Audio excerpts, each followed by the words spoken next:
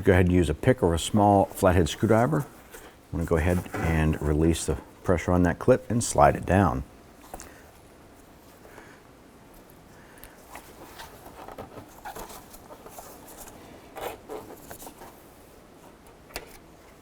Do the same for the top.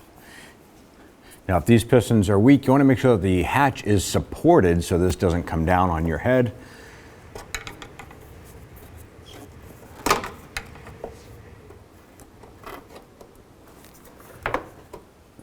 Once these clips are released, you should be able to pop these right off. Take the new part, line it up with the top, and you should be able to snap that right on.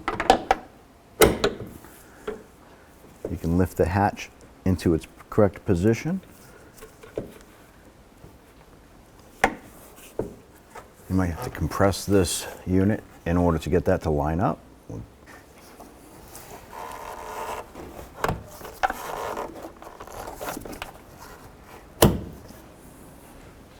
Then you just want to go ahead and do the same for the other side.